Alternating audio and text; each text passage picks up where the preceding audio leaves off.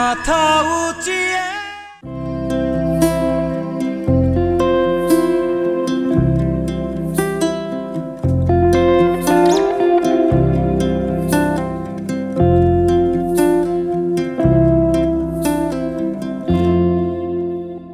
ফুল ভালোবাসে না এমন কিন্তু কেউই নেই। হ্যাঁ, ফুল হচ্ছে সৌন্দর্যের প্রতীক। ঢাকার বোটানিক্যাল গার্ডেনে চমৎকার চমৎকার গোলাপ ফুলগুলো যখন ফুটে থাকে তা দেখতে খুবই ভালো লাগে। হ্যাঁ সুপ্রিয় দর্শক, ঢাকার বোটানিক্যাল গার্ডেনে নানান ধরনের গাছ রয়েছে। অনেকেই সেই গাছগুলো চিনে থাকেন, অনেকে বা চিনেন না। তবে গোলাপ ফুলের এত এত সমারোহ যা সত্যিই বেশ চমৎকার। ফুল সৌন্দর্যের প্রতীক, ফুল ভালোবাসার প্রতীক। আর ফুল ভালোবাসেন না এমন কিন্তু কেউ নেই। সুপ্রিয় দর্শক, কেমন আছেন আপনারা? আশা করি খুবই ভালো আছেন। আমন্ত্রণ জানাচ্ছি আপনাদেরকে এটিএন বাংলার কৃষি বিষয়ক অনুষ্ঠান মাটির সুবাসে। আর বরাবরের মতো আপনাদের সঙ্গে আছি আমি কৃষিবিদ সাব্বির সজীব। দর্শক, আপনারা জানেন মাটির সুবাসের প্রতি পর্বে হাজির হই কৃষির নানামুখী বিষয় নিয়ে। তারই ধারাবাহিকতায় আজ একটি গল্পের খোঁজে এসেছি আমরা ঢাকার ভিতরেই। তবে গল্পটি কিন্তু ফুল নিয়ে। কি ভাবছেন সাভার কিংবা যশোরে যাচ্ছি? তা কিন্তু নয়। ঢাকার ভিতরে মোহাম্মদপুরে একটি ছাদ বাগানের ভেতরেই করেছেন চমৎকার করে গোলাপ ফুলের বাগান। আমাদের আজকের পর্বে সেই গোলাপ ফুল চাষি কিংবা সেই বাগানি তার গল্প উপস্থাপন করব। তিনি কিভাবে কি করছেন এবং কত ভ্যারাইটির ফুল তার বাগানে আছে সব কিছু জানবো। চলুন তাহলে চলে যাই আজকের অনুষ্ঠানের মূল আয়োজনে।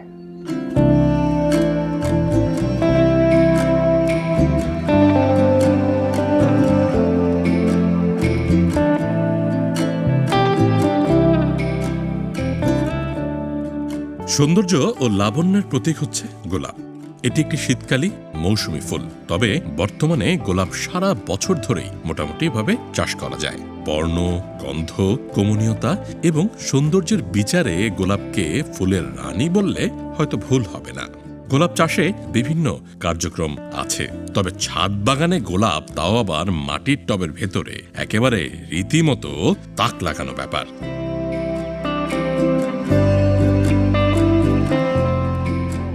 সুপ্রিয় দর্শক, এই মুহূর্তে আছি মোহাম্মদপুরের রাজিয়া সুলতানা রোডে।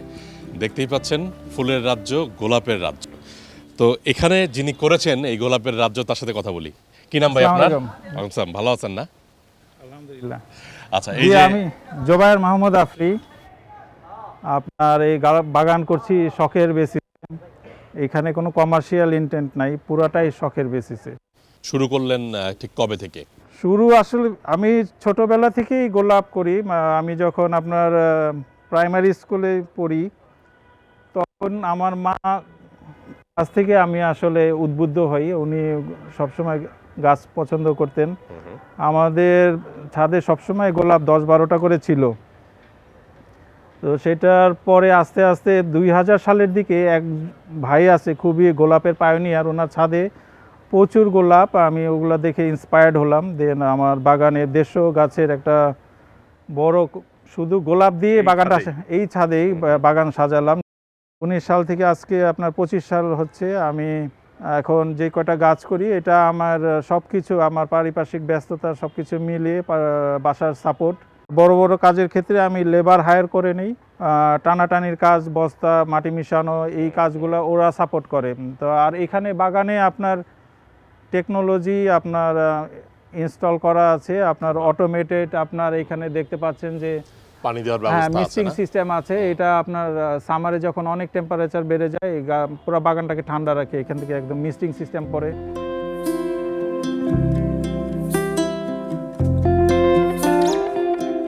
গোলাপ শীত ও নাতিশীতোষ্ণ মণ্ডলের ফুল।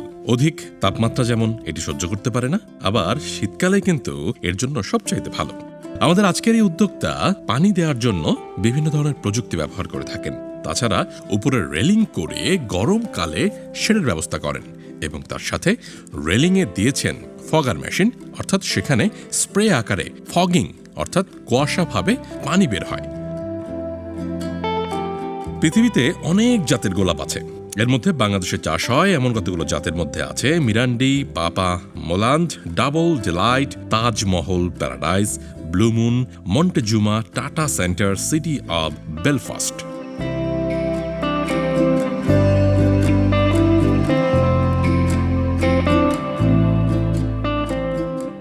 আচ্ছা ভাই, এখানে তো প্রতিটা গাছে দেখা যাচ্ছে অসংখ্য অসংখ্য ফুল, তো নিশ্চয়ই জাতেরও ভিন্নতা আছে।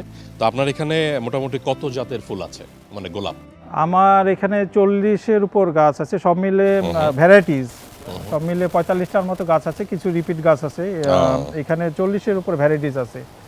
আর এই ভ্যারাইটিসগুলোর একটা বৈশিষ্ট্য হচ্ছে এগুলা খুবই রোগ প্রতিরোধ ক্ষমতা সম্পন্ন গাছ, এবং এইগুলার ফুলগুলা লং লাস্টিং, অনেক দিন থাকে এবং দেখতেও খুব সুন্দর লাগে।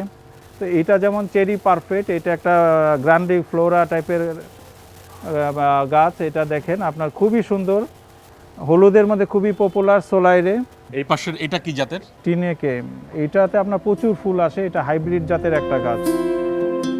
লালটার নাম জেনিস ক্যালক, এইটা মানে লালের মধ্যে অসাধারণ, এটা খুব বড় হয়, একদম গোল হয়ে থাকে। এটা কি জাতের? এইটা আপনার মানে এটা খুবই এলিগেন্ট একটা রোজ ভ্যারাইটি, এইটার নাম হচ্ছে princess D Monaco. Princess D Monaco, এটা আমার বিবেচনায় এই গাছটা বাগানে রাখতে হবে। এর পাশে যেটা বললাম সানসেট সেলিব্রেশন, সামনে এটা থোকায় থোকায় ধরে আছে ক্লাস্টারে, এটা একটা ইন্ডিয়ান ভ্যারাইটিস। এইটার নাম সাদাবাহার। নাম সাদাবাহার হলে পিঙ্কের বান্ডা, দেখেন এটার মধ্যে কত আপনার মৌমাছি উঠছে, হ্যাঁ খেলা করতেছে, খুব ভালো লাগে দেখতে এগুলো। মোস্ট অফ দ্য প্ল্যান্ট আমার আসলে নার্সারি থেকে নেওয়া, বাংলাদেশের নার্সারি। এখানে ফয়সাল নার্সারি আছে, ওদের কাছে খুব ভালো ভ্যারাইটি পাওয়া যায়। আমি কিছু সবুজ বাংলা থেকে ইনিশিয়ালি নিয়েছিলাম। ইন্ডিয়া থেকে ভ্যারাইটিগুলো আগে আসতো, এখন তো দেখছি যে হ্যাঁ থাইল্যান্ড থেকে প্রচুর মানে ভালো ভালো নতুন নতুন অ্যাট্রাকটিভ ভ্যারাইটিস আসতেছে।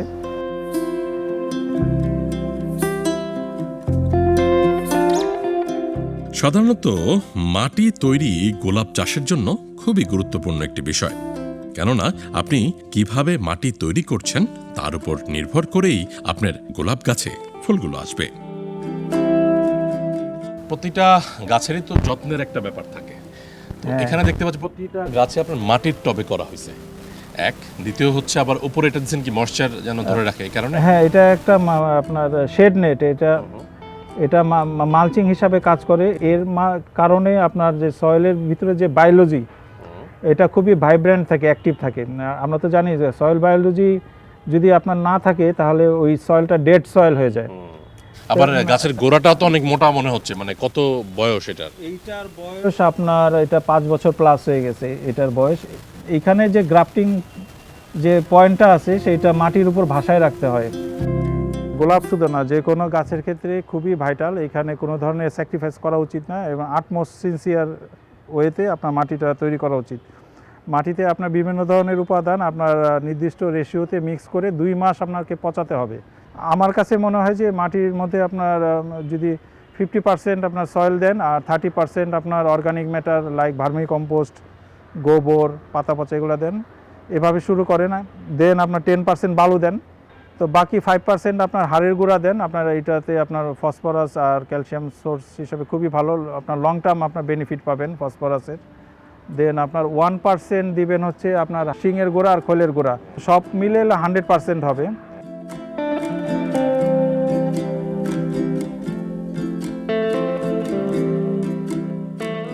বছরের যে কোনো সময় টবে গোলাপের চারা বসানো যায়, তবে সেপ্টেম্বর, অক্টোবর ও জানুয়ারি ফেব্রুয়ারি মাস চারা লাগানোর উত্তম সময়।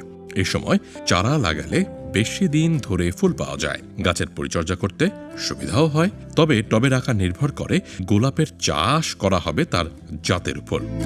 ছোট জাতের জন্য 20 সেন্টিমিটার বা 8 ইঞ্চি টব ভালো হয়, বড় জাতের জন্য 30 সেন্টিমিটারের টব বেশ ভালো।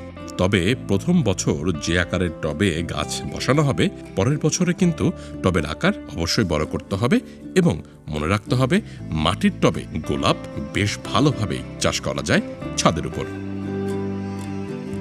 আচ্ছা, এত এত ফুল, এর মানে তো খাবার তো আরো দিতে হয়, তো নিউট্রিয়েন্ট ম্যানেজমেন্টে আর কি কি করেন? শুধু তো মাটি যে তৈরি করে দিলেন তা তো নয়। প্রথম কথা হলো আপনার মাটির মিক্সিংয়ের মধ্যে আপনার যে আইটেমগুলো দিলেন, হাড়ের গুঁড়া, শিঙের গুঁড়া, খৈলের গুঁড়া, তারপরে আপনার অর্গানিক ম্যাটার যেগুলো দিলেন, ইভেন মাটি ইটসেলফ আপনার অনেক ধরনের নিউট্রিয়েন্ট এর মধ্যে থাকে।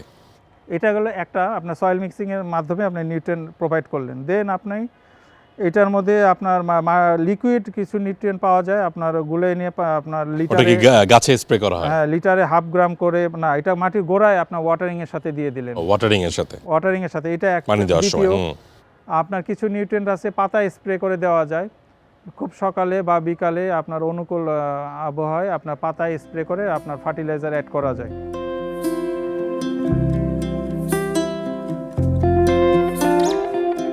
টবে গোলাপ গাছ বসানোর পর অন্তত 2 থেকে 3 বার পানি সেচ দিতে হবে। চারা অবস্থায় গাছ যাতে প্রখর রোদ বা বৃষ্টির ঝাপটা থেকে রক্ষা পায় সেদিকে খেয়াল রাখা দরকার। প্রথম অবস্থায় 3 থেকে 4 ঘন্টা এবং ধীরে ধীরে বাড়াতে বাড়াতে 7 থেকে 8 ঘন্টা রোদ যাতে গাছের গোড়ায় পানি দাঁড়িয়ে না যায় সেদিকে খেয়াল রাখতে হবে।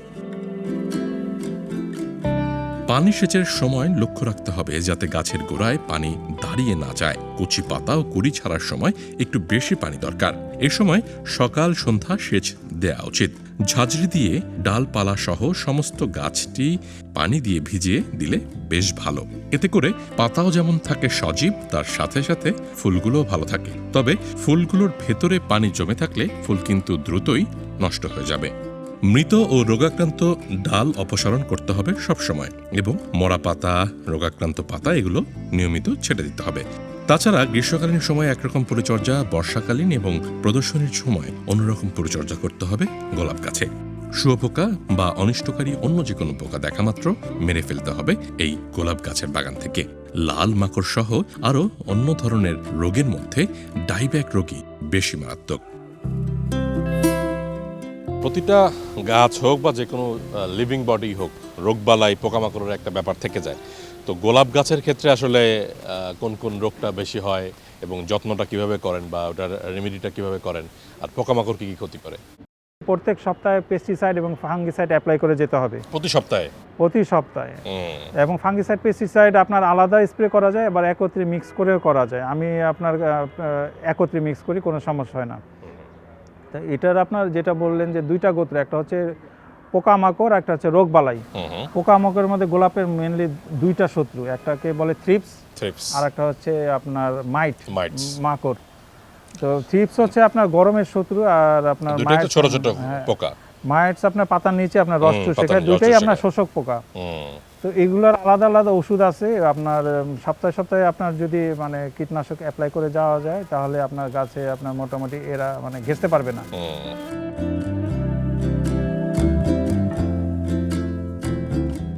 সাধারণত আমাদের অনেক ছাদ বাগানে এভাবে কিন্তু গোলাপ চাষ করা হয় না। তবে অনেক নার্সারিগুলা এখন এগিয়ে এসেছে এ ধরনের গোলাপ চাষকে উদ্বুদ্ধ করার জন্য।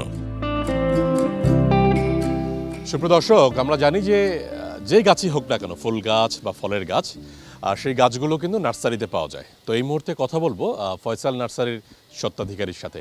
কি নাম ভাই আপনার? ফয়সাল আহমেদ। তো নামও ফয়সাল আহমেদ, নার্সারিও ফয়সাল নার্সারি, তাই তো? তো আপনার নার্সারির যাত্রা কত বছর হলো? আমাদের নার্সারির যাত্রা প্রায় 34 বছর। 34 বছর, তো অনেকটা সময়। তো আমরা তো ওই যে আফরি ভাইয়ের ফুলের রাজ্যে আছি।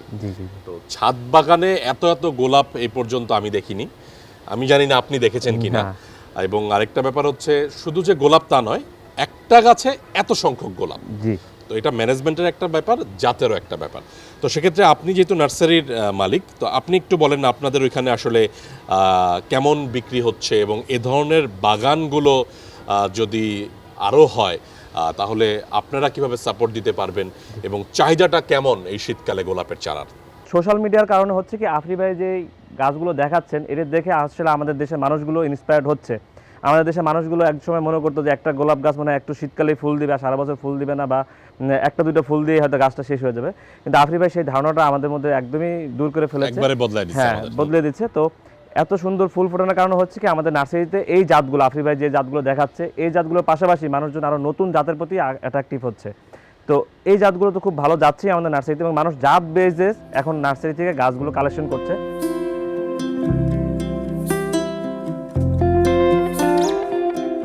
অনেক দর্শনার্থী তারা কিন্তু এই ছাদ বাগান দেখতে এসে রীতিমতো অবাক হয়ে যাচ্ছেন। আমি শুভ, আসছি আগারগা থেকে। রোজ কালচার ইন বাংলাদেশ গ্রুপের বিভিন্ন পোস্ট দেখে আজকে বাইরের ছাদে আসলাম। বাইরের ছাদে আসার পরে দেখলাম এক একটা গাছে 100 থেকে 150 গোলাপ ফুল। এটা ভাইয়ের দীর্ঘ পরিশ্রমের কারণে এই ফুলটা ফোটানো সম্ভব হয়েছে।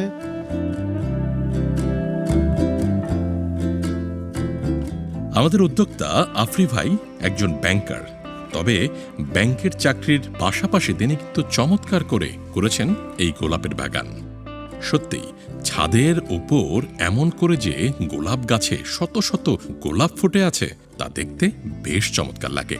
তার সাথে সাথে তার সহধর্মিণীও মাঝে মাঝে সময় দিয়ে থাকেন। সুপ্রদর্শক, এই মুহূর্তে কথা বলবো এই যে গোলাপ বাগানের যিনি উদ্যোক্তা আফরি ভাই, তার সহধর্মিণীর সাথে। কেমন আছেন আপনি? জি, ভালো আছি। আচ্ছা, এই যে এত রং বেরঙের গোলাপ ফুল আপনার হাজব্যান্ড শুরু করেছিল তো অনেক অনেক আগে, সেই 2000 সাল, তারপর আস্তে আস্তে করে আবার ছেড়ে দিয়ে আবার নতুন করে 2019 সালে শুরু করলেন। তো এই ব্যাপারটিকে কেমন লাগে এক, এবং আপনি কিভাবে সহযোগিতা করছেন এই গোলাপ বাগানে, কিভাবে সময় দিচ্ছেন, কি করছেন এই বলতেন যদি। আসলে মানুষ তো এখন অনেক ব্যস্ত থাকে এবং এক একজন আসলে নিজের শখটা পূরণের সময় সুযোগ খুব কমই পায়। যতখানি আমার সাহায্য করা প্রয়োজন, বিশেষ করে আমি তো আসলে ডিটেলস বুঝি না, কিন্তু পানি দেওয়ার বিষয়টা মনে হয় মোটামুটি একটু ধরতে পারি। তা আমি চেষ্টা করি ও যেভাবে ইনস্ট্রাকশন দেয় দিনের সময়টুকু আমি সেভাবে পানি দেয়া হোক বা খেয়াল রাখার বিষয়টা হোক, চেষ্টা করি। মূলত আমাদের উদ্যোক্তা জনাব আফরি তিনি কিন্তু যৌথ একটি পরিবারে বসবাস করেন মোহাম্মদপুরের রাজিয়া সুলতানা রোডের এই বাড়িতে। তার একটি ফেসবুক গ্রুপও রয়েছে, সেখানে তিনি উদ্বুদ্ধ করেন মানুষকে কিভাবে গোলাপের চাষ করা যায়। তার সাথে সাথে এগিয়ে এসেছেন তার ছোট ভাইও। সুপ্রদর্শক, এই মুহূর্তে কথা বলবো আমাদের যে গোলাপ বাগানের যিনি উদ্যোক্তা আফরি ভাই, তারই ছোট ভাইয়ের সাথে। কি নাম ভাই আপনার? আমার নাম শাহরিয়ার মাহমুদ আশফি, ডাকনাম আশফি। আফরি দুই ভাই। তো এই যে আপনার বড় ভাই বাগান করেছেন, তো ওনার কাছ থেকে তো শুরুর গল্পটা নিলাম। তো আপনি একটু বলেন ব্যাপারটা কেমন লাগে এবং আপনি কেমন সময় দিচ্ছেন আর কি। আমরা যৌথ ফ্যামিলির ক্ষেত্রে আমরা সবাই মিলেঝিলে আমরা করতে পারি। ভাইয়া হচ্ছিল মেইন কারিগর, আমরা হচ্ছিল তার সাপোর্টিং হেড হিসাবে গোলাপেই করি। তারপর ইন্ডিভিজুয়ালি এক একজন শখ আছে, আমি যেরকম অ্যাকোয়ারিয়াম করি, ভাবির একটা আছে, আমার মা হচ্ছিল সাধারণত ওই পাতাবাহার গাছগুলো করে। এভাবেই আর কি চলতেছে। মানে আমি বলি যে যৌথ ফ্যামিলির শক্তিটাই আমাদের এই গোলাপ বাগানের একটা মূল চালিকা শক্তি। তো যেটা বলছিলেন যে আপনার অ্যাকোয়ারিয়াম প্ল্যান্টস বা অ্যাকোয়ারিয়ামের এই ব্যাপার স্যাপারগুলো আছে, চলুন আমরা ওগুলো একটু দেখি এবং দর্শকদের দেখাই যে এখানেও গাছ, একটা অদ্ভুত একটা মাছের ভিতর গাছ নাকি। বেশ শিওর চমৎকার, চলুন আমরা দেখাচ্ছে। ওখানে যাই, চলেন।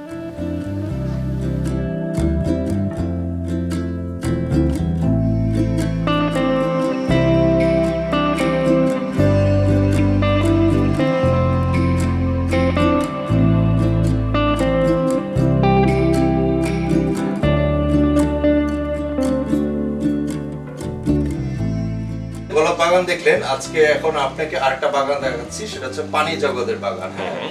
আগে একটা আমাদের আসলে দাদার আমল থেকে তো মাছ চাষ হয় শৌখিন, কিন্তু এটা একটা নতুন কনসেপ্ট। সেটা হচ্ছে মাছের সাথে হচ্ছিল 100% ন্যাচারাল। যা দেখতেছেন প্রতিটা জিনিস, ইঞ্চি মশ একটা, যেটা ছোট একটা ঘাসও দেখতেছেন, সেটা আমরা বুঝে লাগায় ডিজাইন করে প্ল্যান্টেড অ্যাকোয়ারিয়াম করি। এটা হচ্ছে সেই প্ল্যান্টেড অ্যাকোয়ারিয়াম। আর এটারও আবার নানা রকম ক্যাটাগরি আছে, যেরকম এটা প্ল্যান্টেড অ্যাকোয়ারিয়াম একটু খাটো শালো বলে, এটার উপর আবার গাছ দেওয়া যায় পানির উপরে। আবার এইটা নিচেরটা একটু দেখেন, এটা হচ্ছে 2 in 1, নিচে অ্যাকোয়ারিয়াম আর উপরে দেখেন একটা পানির ফোয়ারা আর একটা সিস্টেম। এটাকে বলে হচ্ছিল হ্যাঁ পালোদেরিয়াম বলে এটা, হ্যাঁ জলাশয়ের মতো করা একটা। আরেকটা জিনিস, এটাকে বলে হচ্ছিল টেরারিয়াম। এটা অটো সাস্টেইন করবে, একবার একটা বানানোর পরে এটা আর মাসে একবার স্প্রে করলেও হয় পানি, কিন্তু কখনো এটা আর নষ্ট হবে না। গাছের জন্য যেরকম ওর চাহিদা এখানেও তাই। সেই ক্ষেত্রে 2 রকম প্ল্যান্টেড অ্যাকোয়ারিয়াম আছে, একটা হচ্ছিল লো মেইনটেনেন্স লো টেক, আর একটা হচ্ছিল মিড মেইনটেনেন্স মিড টেক, আর একটা হাইটেক। ওই মিড টেক আর হাইটেক কাছাকাছি।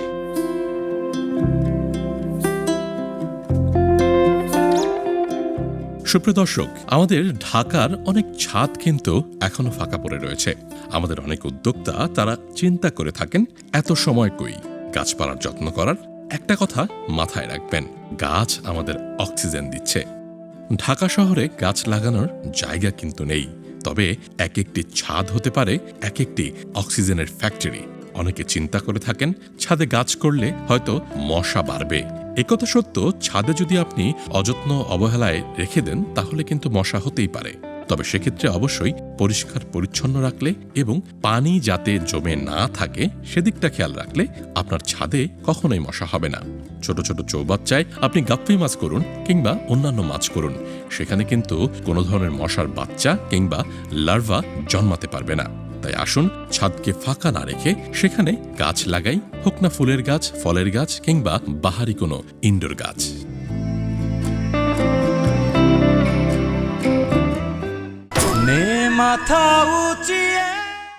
সুপ্রিয় দর্শক, আজ আমরা মাটি সুবাস অনুষ্ঠানের একেবারে শেষ প্রান্তে চলে এসেছি।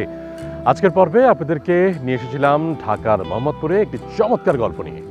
দর্শক, আপনারা জানেন গোলাপ চাষি যারা আছেন সাভারের বেরুলিয়ায়, যারা আছেন যশোরের গদখালিতে, তবে ছাদ বাগানের উপরেও যে গোলাপ চাষ করা যায় এবং চমৎকার করে সেখানে কিন্তু ফোটানো যায় এত হাজারকে হাজার গোলাপ, তা কিন্তু সত্যি বেশ লোভনীয় এবং বেশ চমৎকার একটি বিষয়। আজকে চেষ্টা করেছি এই বাগানের গল্প, কিভাবে তিনি শুরু করেছিলেন, কিভাবে তিনি এখন পরিচর্যা করছেন, সেই কথাগুলো জানার চেষ্টা করেছি।